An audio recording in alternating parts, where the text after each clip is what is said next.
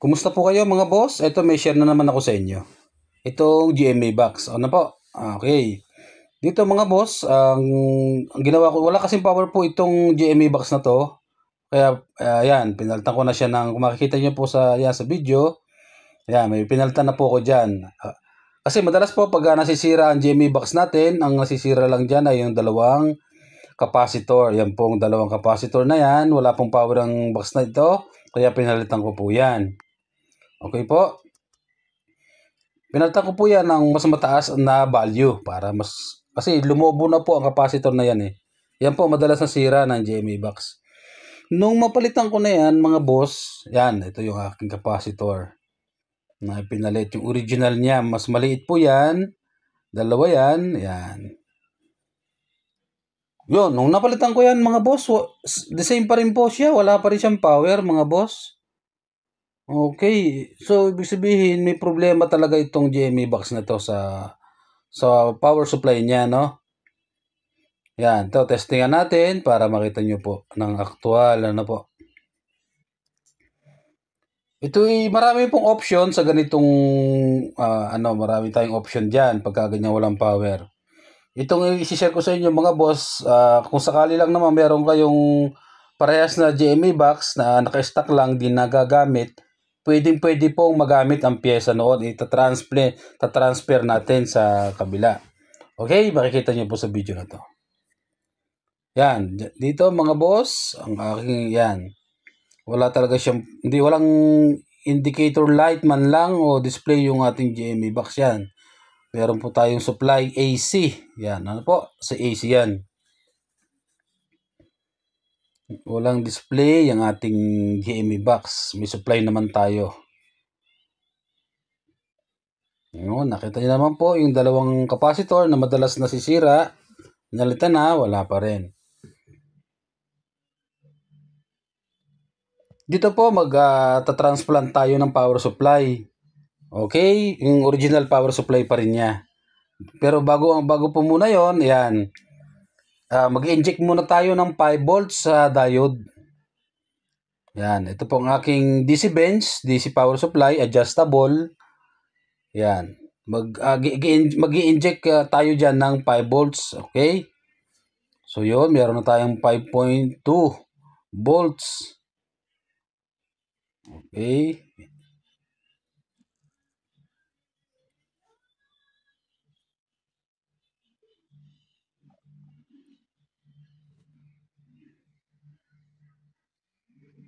Yan. Magtatap tayo dyan ng okay. Yan. Ito po, testering ko muna yung aking i-inject para makita nyo rin po na 5 volts lang ang aking itatap na supply. Ano po? So yun, 5.3. Baliktad ang polarity. Ayusin ko lang po. Pares din naman yan. 5.3. Yan. Yan ang aking i-inject dyan sa diode sa tabi ng mga capacitor na yan na pinalitan. Ano po? Yan kasi ang supply niyan papuntang system na niya. Okay. So yan. Gumamit po ako ng wire. Yung dalawang wire na yan. Yan. Yan po ang ating diode. Bakit po natin gagawin yan? Para ma-confirm po natin kung gumagana ang mainboard niya. Kung magdi-display. Okay? Kasi kung hindi siya magdi-display, may problema talaga ang mainboard. Pero kung mag-display siya, sa ating in-inject na 5 volts, so yun. Okay po, no? May display ang ating, dyan, GMA box. Ayun, nag-power off. Yan. On, power on. Yun. At okay po. Dito, nalaman natin na nag-inject tayo ng 5 volts sa diode na okay ang kanyang mainboard. So, ang problema po talaga ng ating GMA box ay power supply. Ano po? Yun. May gagawin tayo sa power supply niyan. Okay, makikita niyo po sa video na ito. Salamat po sa magsasubscribe sa aking munting channel, mga boss, mga madam.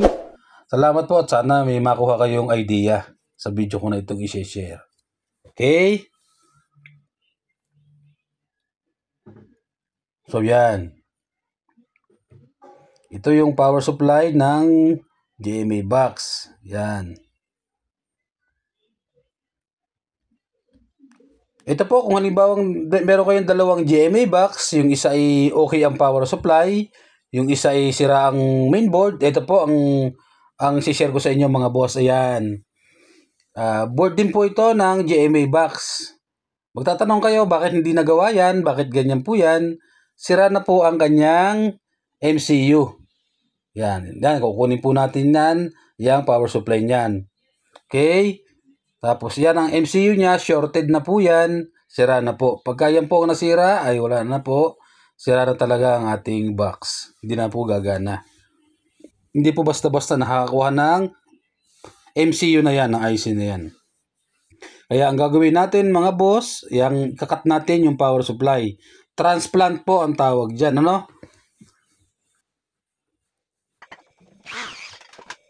Hindi po tayo gagamit dyan ng 5 volts adapter. Hindi po. Yung original power supply pa rin niya. Kukunin po natin yan para ikakabit natin.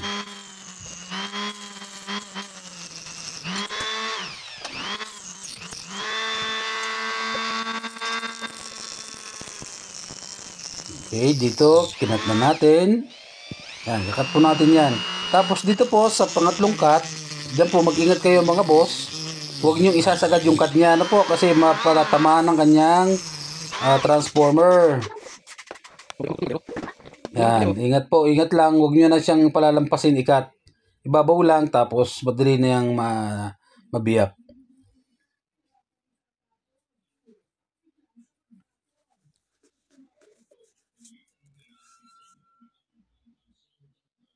So yun, yan po ang kanyang power supply, i-defect na po yan. Ang madalas po nasisira dyan mga boss, yung IC na yan, yung 8 pins IC. Okay, mahirap maghanap ng parts na yan, kaya gagawin po natin ay buong power supply na po ang ating ilalagay. Transplant po. Yan po, pag naghinang kayo mga boss, ayan, yan po, kung ano pong maya magkakasama, tapos iwala yung isa. Tatlo po yun. Basta kung ano lang po, yung naka-guide, sundan nyo lang.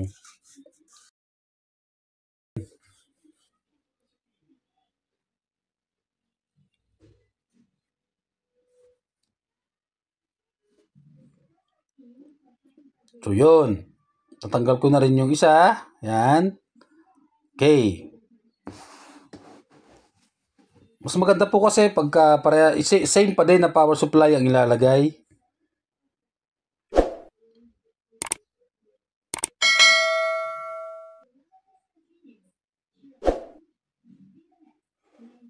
Yun.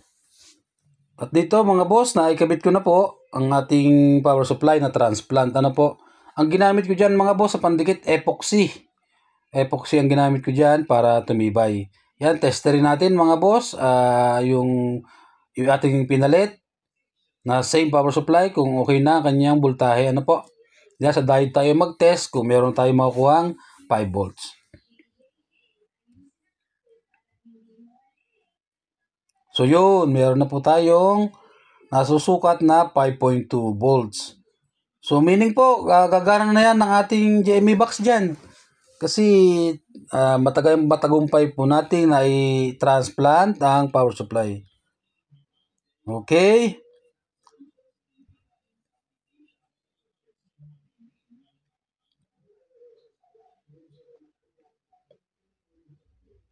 So yun, actual testing na tayo kung di-display na. Yun. Para makita nyo po ng tuloy-tuloy sa video na matapos mapalitan, ikabit yung good power supply na transplant. Yan. Para diretso testing na po tayo dito. Sana po nakatulong sa inyo itong mga boss, ang sinare kong video. Ingat lang po sa pag-convert, pag lalagay. Kaya nyo po yan, madali lang naman po yan. So yun. Tignan natin kung display na. Kasi meron na tayong 5 volts sa diode. Importante po kasi magkaroon ng voltahe ang diode. Diretso na po yun sa system niya, sa motherboard. So yun. Pag-boot na siya.